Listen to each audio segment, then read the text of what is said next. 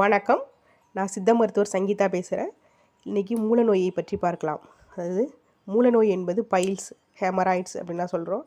இந்த மூலநோயில் ஏற்படும் பிரச்சனைகள் மற்றும் அது எதனால் ஏற்படுது, அதை எப்படிலாம் தீர்க்கலாம், அதற்குள்ள நாட்டு மருந்துகள் மற்றும் சித்த மருந்துகள், வீட்டு வைத்திய முறைகள் எப்படி அதுக்கு சரி பண்ணலாம் அப்படின்னு பார்க்கலாம்.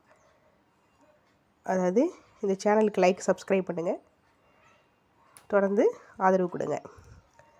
மூலநோய் அப்படிங்கிறது கீழ் மலக்குடல் அல்லது அந்த ஆசன வாயில் அமைந்துள்ள வீக்கம் மற்றும் வீக்கமடைந்த இரத்த நாளங்கள் அது வலி வேதனைகளை கொடுக்கும். அதாவது அறிகுறிகள் எப்படி இருக்கும் அப்படின்னா, பொதுவாக மலக்குடலில் இரத்தப்போக்கு இருக்கும். அதாவது மோஷன் போகும்போது அந்த இரத்தப்போக்கு காணப்படும். ஆசன வாயில் அரிப்பு, வலி மற்றும் ஆசன வாயை சுற்றி வீக்கம் அல்லது கட்டிகள் போன்றவற்றை காணப்படும். சில நேரங்களில் மூலநோய் ப்ரொலாப்ஸ் எனப்படும் மலக்குடலில் இருந்து வெளியவும் வந்துடும். ப்ரொலாப்ஸ் ஆட்டம். இந்த அறிகுறிகள் தொடர்ந்து இருந்தால் இதுக்கு சிகிச்சை தேவைப்படும். என்னென்ன அறிகுறி அப்படின்னு பார்த்தா, ரத்தப்போக்கு. மலம் கழிக்கும் போது சிவப்பு நிறத்தில் ரத்தம் காணப்படும், பீச்சிட்டு வெளியில் வரும். இது ரத்தப்போக்கு தான் அறிகுறியாக இருக்கும். அப்புறம் ஆசனவாய் அரிப்பெல்லாம் இருக்கும். மூலநோய் உள்ளவர்களுக்கு ஆசனவாய் பகுதியில் அரிப்பு, எரிச்சல் இதெல்லாம் ஏற்படும். வலி ஏற்படும். அவுசரிகம்லாம் ஒரு மாதிரி அவங்க உட்கார எழுந்திரிக்கலாம் கஷ்டப்படுவாங்க. மலம் கழிக்கும்போது, உட்கார்ந்து இருக்கும்போது ஆசனவாய் பகுதியில் வலி, இந்த எரிச்சல், ஒரு மாதிரி அன்கம்ஃபர்ட்டாக ஃபீல் பண்ணுவாங்க. ஆசனவாயை சுற்றி வீக்கம் அல்லது கட்டிகள், வீங்கிய அந்த இரத்த நாளங்கள்லாம் என்ன செய்யும், அந்த சுற்றி கட்டிகள் போல் தோன்றும். அப்படியே வீங்கி அந்த இரத்த நாளங்கள்லாம் ஆசனவாயை சுற்றி அது ஒரு கசிவு போல் இருக்கும். ஆசனவாயிலேருந்து சளி அல்லது மலம் கசிவதி போன்ற உணர்வு இருந்துக்கிட்டே இருக்கும் அவங்களுக்கு. அந்த இரத்த கசிவு, அது நீர் கசிவு அதெல்லாம். சில நேரங்களில் ப்ரொலாப்ஸும் ஆகலாம். மூலநோய் மலக்குடலிலிருந்து வெளியவும் வந்திருக்கும். அந்த இரத்த நாளங்கள்லாம் அழுத்தி வெளி மூலமாகவும் காணப்படும். மூலநோயின் அறிகுறிகள் எப்படி இருக்கும் அப்படின்னா, லேசானதாகவும் இருக்கும், சில சமயம் தானாகவே சரியாகிவிடும். அறிகுறிகள் மோசமாக இருந்தால் நம்ம மருத்துவரை அணுகி அதுக்கு சிகிச்சை பெற்றுக்கொள்வது நலம். மூலநோயால் என்னென்ன பாதிக்கப்பட்டவர்கள் தவிர்க்க வேண்டிய சில முக்கிய உணவுகள்லாம் உள்ளது. மூலநோய் எதனால் ஏற்படுது அப்படின்னா, ரொம்ப காரமான வறுத்த உணவுகள், காரமான அந்த பச்சை மிளகாய் சேர்த்துக்கிறது, அதிக காரத்தை சேர்த்துக்கிட்டது மூலத்துக்கு ரொம்ப கெடுதி.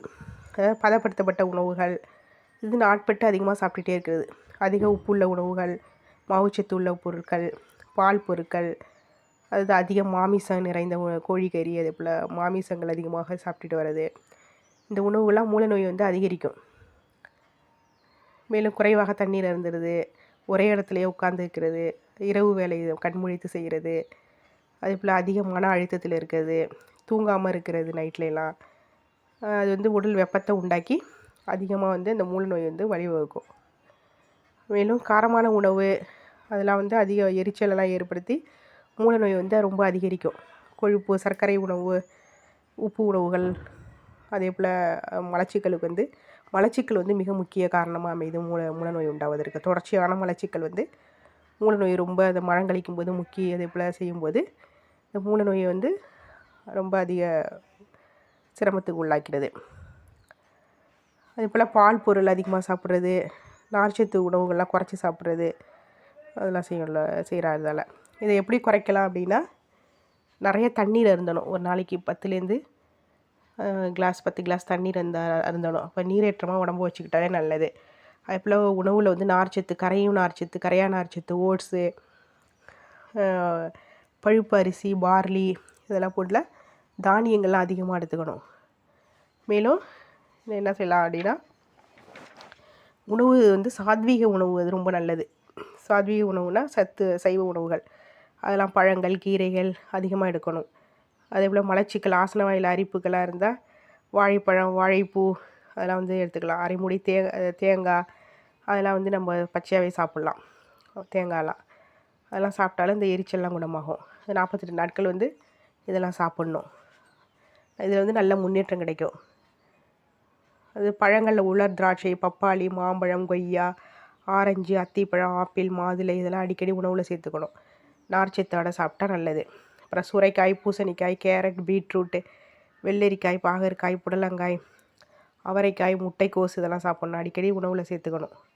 அகத்திக்கீரை, வெந்தயக்கீரை, கருவேப்பிள்ளை, பொன்னாங்கண்ணி கீரை, கரிசலாங்கண்ணி கீரை வகைகள், இந்த வகைகள்லாம் நிறையா அதிகமாக சாப்பிட்ணும். சாத்வீக உணவுகள்லாம் இப்படி சாப்பிட்டாலும் நல்லாயிருக்கும். அதே போல் ஒரு நாளைக்கு 2 முறை வெதுவெதுப்பான நீரில் நிரம்பிய தொட்டியில் உட்கார்ந்து நம்ம குளிக்க வேண்டும். அப்போ வந்து அங்கே இந்த இரத்த நாளங்கள்லாம், அந்த ஆசனவாயை சுற்றியுள்ள இரத்த நாளங்கள் வீக்கம்லாம் குணமாகும். வலி வீக்கம்லாம் குறைக்கும். அதுபோல் என்ன செய்யலாம் அப்படின்னா, எளிய வகை உடற்பயிற்சியெல்லாம் செய்யணும். அப்போ செய்யும்போது உடம்பை சுறுசுறுப்பாக வச்சுக்கிட்டாலும் மூளை நோயோட தொந்தரவுகளை நம்ம குறைச்சிக்கலாம். உடல் எடையை வந்து பராமரிக்கணும். ஆரோக்கியமான உடல் எடையை வந்து பராமரிக்கணும். அதுபோல் நிறைய நார்ச்சத்து உணவுகளையும் நிறையா எடுத்துக்கணும். பருப்பு, பட்டாணி, விதைகள், கீரைகள், முட்டைக்கோஸ் இதெல்லாம் நிறையா சாப்பிட்ணும். இந்த மூளை நோயோட வகைகள் அப்படின்னு பார்த்தா 2 வகையாக இப்போ சொல்லலாம். அந்த மூளை நோயை உட்புற மூல நோய் அப்படின்னு சொல்கிறோம்.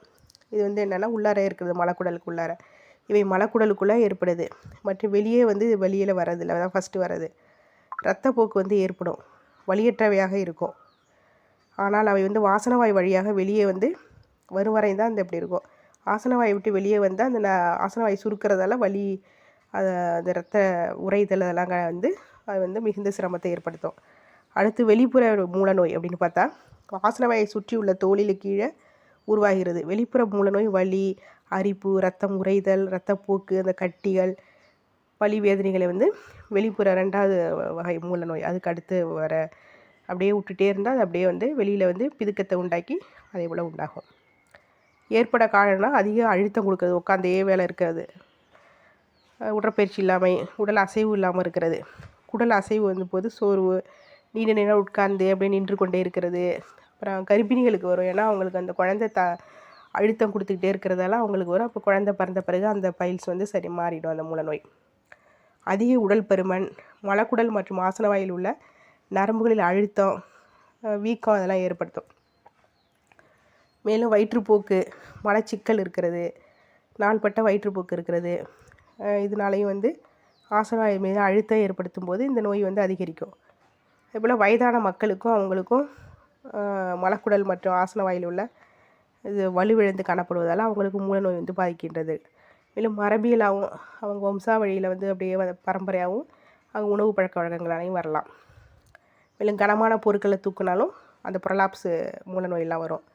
அதிக எடையை தூக்குது, கடுமையான செயலில் ஈடுபடுவது, வயிற்று அழுத்தத்தை அதிகரிக்கிறது, மலச்சிக்கல் இதெல்லாம் வந்து வரும். அதே போல் அது உங்களுக்கும் ரத்தப்போக்கு, வீக்கம், வலி, உட்கார்ந்து எழுந்திருக்கும் போது வலிக்கிறது எல்லாமே இருக்கும். இது எப்படி கண்டுபிடிக்கலாம் அப்படின்னா பார்வையால் பார்க்கணும்.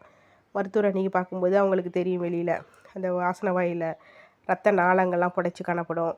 அப்புறம் வந்து கையில் வந்து க்ளவுஸ் போட்டு அவங்களுக்கு ஃபீல் பண்ணி பார்க்கலாம், உள்முலம் வெளிமுலத்தெல்லாம். அப்புறம் வந்து அனாஸ்கோஃபி, அப்புறம் வந்து சிக்மாய்டல் ஸ்கோப்லாம் போட்டு பார்த்தாலும் நம்மளுக்கு தெரிஞ்சுக்கலாம்.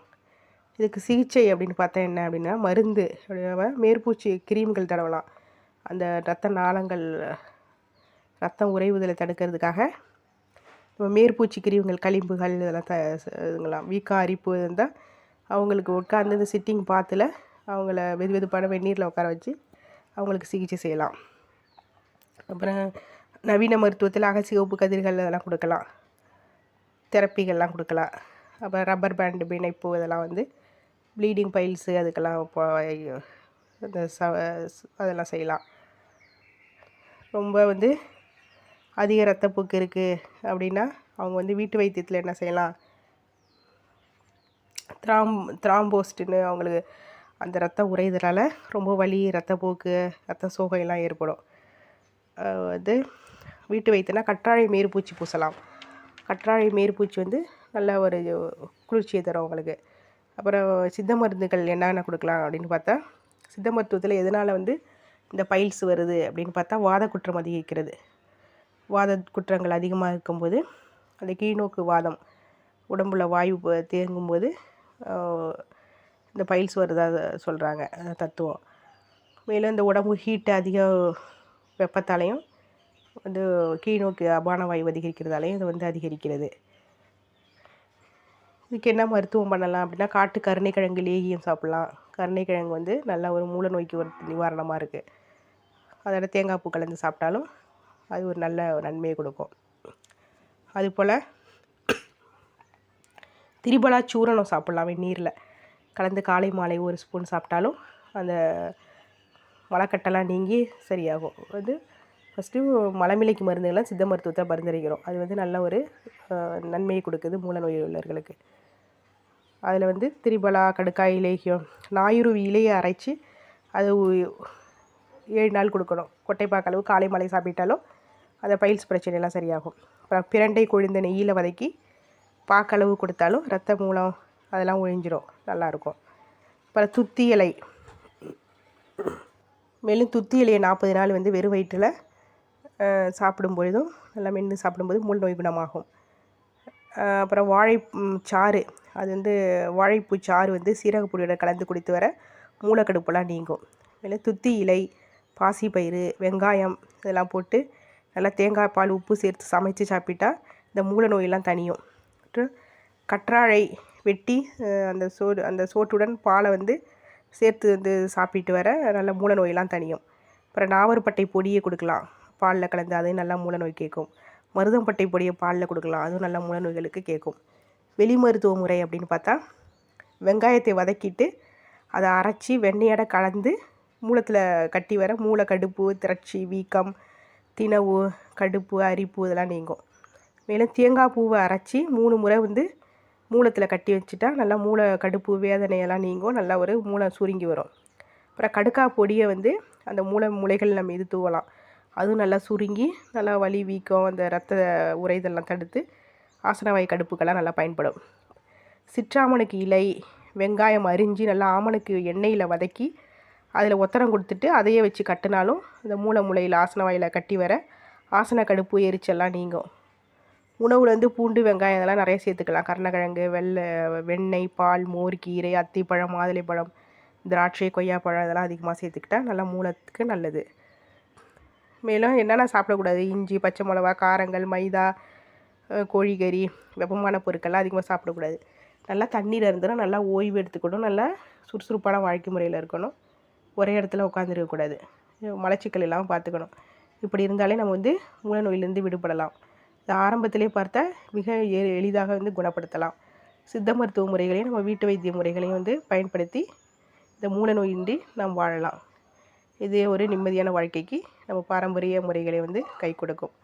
இந்த சேனலுக்கு லைக், சப்ஸ்கிரைப் பண்ணுங்கள். நன்றி, வணக்கம்.